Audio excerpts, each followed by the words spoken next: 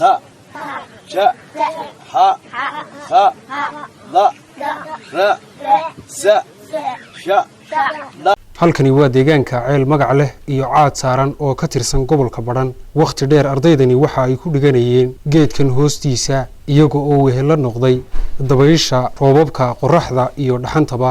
hase yeeshee waxa ay xukuumadda Jamhuuriyadda Soomaaliland ee uu garwadeenka ka yahay Mudane Muuse Biixi Cabdi markii ugu horeysay ay ka hirgelisay 2 iskuul oo ardayda deegaankaasi u bedeli doona geedkii ay waqtiga dheer wax ku hoos baranayeen.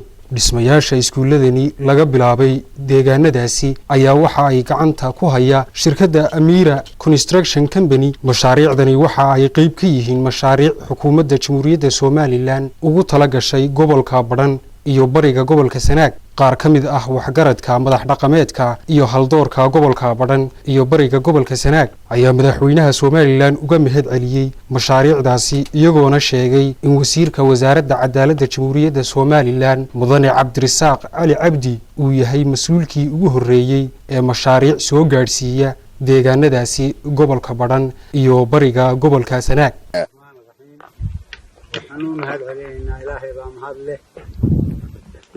dowladda Soomaaliland gaar ahaan madaxweynaha Muuse Biixi Cabdi oo na soo gaarsiiyay iskuulka oo ka mid ah mashaariicdii ahayd 9ka oo bariga Sanaag loo soo doonteeyay. halkani waa 9kii meel ka mid ah waa tuulada caad saaran. waanu mahad celinaynaa madaxweynaha, waxaanu kaloo mahad celinaynaa wasiirka Cabdirasaaq Cali Ayaan. halka waxaan ku soo dhaweynaynaa madaxweynaha Soomaaliland mashaariicda uu loo keenay aad buu ugu mahadsan yahay waxaan loo yiri mashaariicda iskuul 2 maqsin ah iyo 2 gud.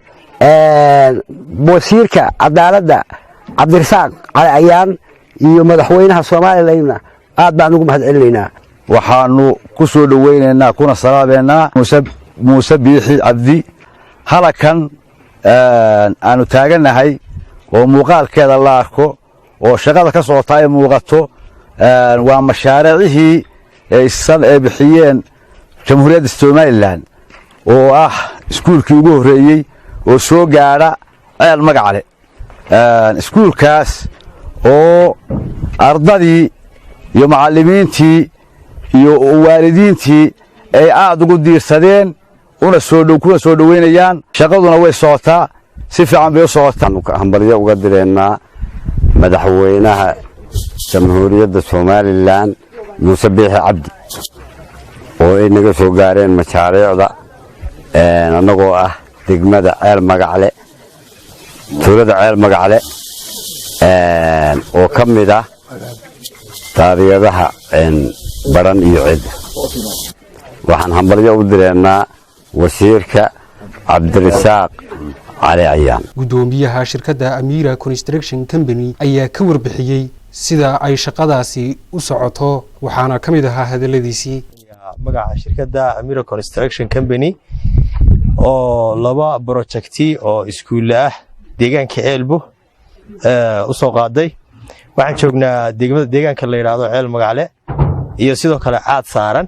waa Mustafa Axmed Samakaab, telefishinka qaranka Jamhuuriyadda Soomaaliland.